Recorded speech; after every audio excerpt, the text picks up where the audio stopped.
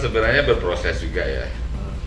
Awal-awal saya masuk KAI juga perlu adaptasi. Kalau kerja secara fisik mungkin sudah terlatih, karena saya memang kebetulan ketika jadi akademisi juga akademisi yang sibuk gitu ya, yang kemana-mana ya, di fisik.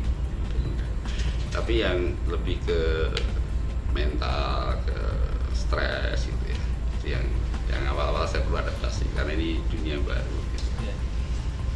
Nah ini kita coba pisahkan antara bagaimana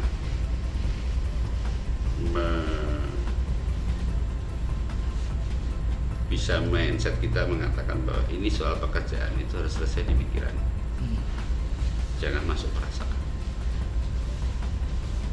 Kalau semua pekerjaan, tekanan, pressure atau apapun lah ya yang kita hadapi itu masuk perasaan, kita pasti sakit, kita pasti macam-macam lah, bisa tensi naik, bisa stroke, bisa macam-macam lah.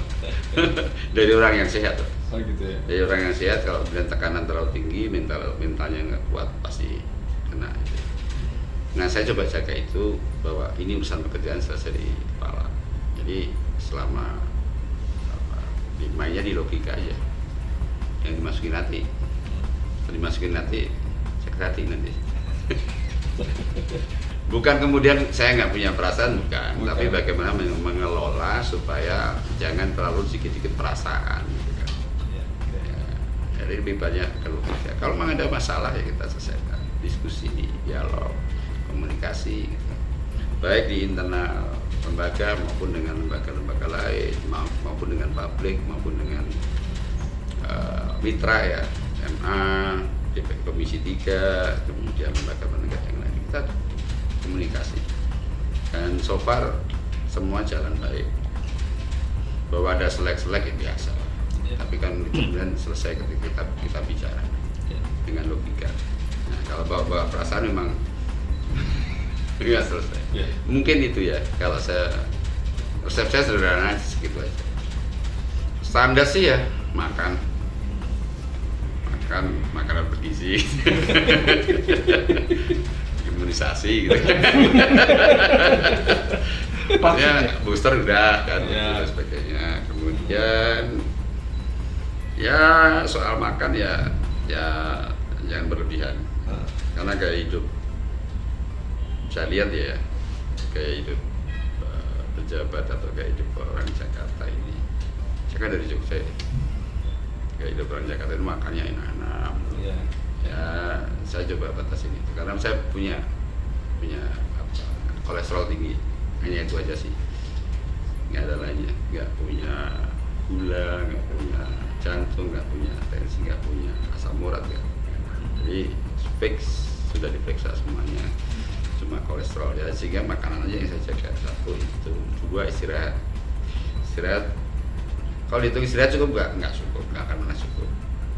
Jadi kalau tidur misalnya 6 jam, ya udah, mungkin malam cukup 4 jam, tapi saya cicil Pak. Nanti pulang dalam perjalanan dapat 1 jam tidur. Nanti sampai atau kalau ada waktu lagi 1 jam, pokoknya sehari 6 jam lah. Gimana? Di kredit nggak apa-apa. Karena kalau nggak cukup itu pasti nggak beres. Metabolisme nggak beres, kemudian cara berpikir nggak runut juga. Yang ketiga, refreshing. Harus ada rilis stress release. Ya banyak kan orang bikin stress release. Kebetulan saya suka musik, kebetulan saya suka ya ada sih alat musik di rumah, ya main sendiri, kalau nyanyi sendiri gitu, nonton sendiri, tepuk tangan sendiri. Tapi paling tidak itu mengeluarkan beban. Ya paling gitu. Kalau olahraga bagian dari hobi ya paling, kalau di Jogja sepedaan, kalau di sini paling kadang-kadang tenis itu di KAI ada tuh. Kalau kayak ya cuma jalan treadmill gitu. Yang penting keringat lah. Kalau saya penting ya karena saya kolesterol ya yang penting keringat selalu berganti. Yeah.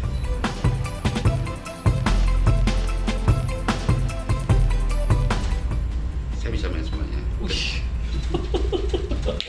Saya main gitar, saya main keyboard, saya main drum. Yang nggak bisa nih tiup brass ya, yang saya saxophone apa nggak bisa. Tapi kalau cuma gitar, drum, bass, keyboard ya dikit-dikit lah. Saya nggak ahli cuma bisa. Jadi sejak kecil saya autodidak sih. Dulu yang ngajarin juga cuma orang-orang yang ronda itu aja. Anak nongkrong di pos ronda kan pada ya waktu saya masih SD gitu kan pada main gitar terus saya ikut gitu. Terus bikin apa ya anak-anak muda lah zaman itu SMP SMA kuliah kan bikin grup band apa ya ke bawah. Pernah bercita-cita jadi anak band cuma di zaman itu kan nggak ada orang tua yang memberi restu. Beda sama sekarang ya Pak? Nah, kalau sekarang mungkin kan musisi bisa hidup ya. Kalau dulu kan apa kamu mau jadi pengamen kan gitu. Ya, karena memang zamannya beda ya sudah akhirnya dia berakhir jadi hobi. Ya koleksi alat musik cukup main lah. Karena apa nature saya kan akademisi ya. Sebelum nikah ini jadi ya mengajar itu bagian daripada hidup saya, bagian daripada rutinitas saya. Jadi kalau nggak mengajar malah aneh. Satu itu, yang kedua mengajar itu bagian daripada hiburan. Kenapa saya katakan hiburan? Di sana saya ada proses interaksi dengan mahasiswa yang kemudian ada kebebasan mimbar, ya, saling debat, saling apa dan itu menyegarkan. Menyegarkan.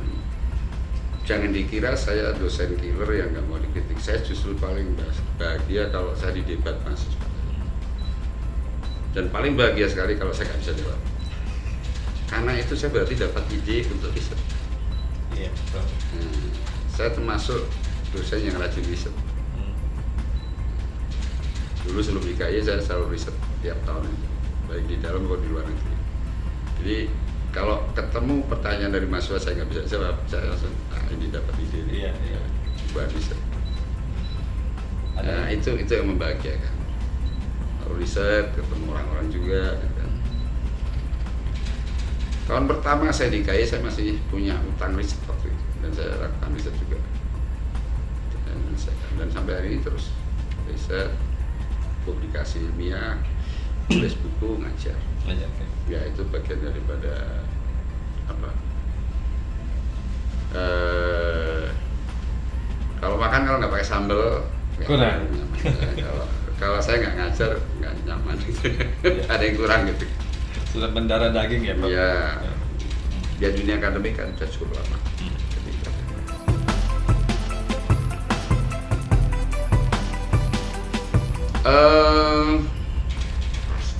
Sejak awal saya selalu ada komitmen dengan keluarga itu ada waktu-waktu tertentu yang kita harus bersama.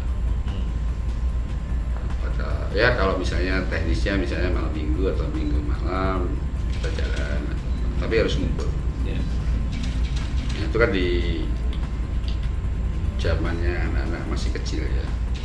Sekarang sudah kuliah, adalah yang di Mengari yang sekarang mau kerja di Swedia itu kan udah jauh, kemudian yang satu udah aktif macam-macam lah. Jadi ngumpulnya jarang ya, tetap kita jaga dengan misalnya video call bareng-bareng. Terus 2 minggu sekali saya selalu menyempatkan pulang untuk ketemu anak, karena nggak cukup ya kita dengan video call, kita nggak merasakan. Walaupun anak saya udah risih karena udah gede gitu. Cewek gitu. Pagi-pagi saya kelaunin gitu kan apa-apa aja masih karena udah gede gitu. Tapi ya itu satu kebahagiaan. Ya akhirnya saya juga nyadarin oh ya anak-anak mulai gede gitu. Maka jadi sahabat. Ngobrol.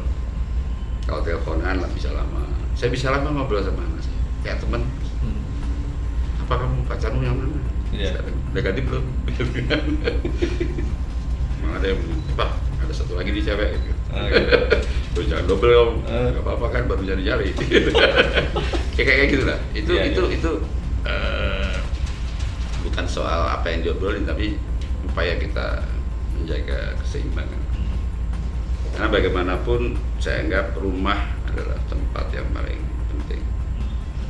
Rumah tangga itu priority, first priority. Karena tempat kita berpulang, tempat kita mengeluh, tempat kita menangis, tempat kita tertawa, tempat kita saling berbagi rasa, itu rumah. Rumah dalam arti home ya, bukan house. Di situ ada istri, ada anak, kemudian berkumpul. Kalau kita terbebani, kita sharing ya. Apa nih, lagi ditekan ini kita. Nanti kita ada saatnya mendengar keluhan mereka. Ada saatnya kita berbagi cerita lucu. Ada saatnya kita ya apapun marah gitu. Dan mereka menerima itu semua. Masuk anak saya misalnya kalau kecewa datang ngomel di rumah istri kan biasa kan. Ya memang tempatnya di situ. Itu yang selalu bikin saya selalu kangen pulang. Selalu pengen ketemu keluarga ini. Untuk pulang ke Jogja. Ya artinya tidak ke Jogja tapi ketemu dengan keluarga. Bisa kalau memang sibuk sekali ya mereka saya undang ke Jakarta. Pokoknya ngumpul. Dari ngumpul itulah.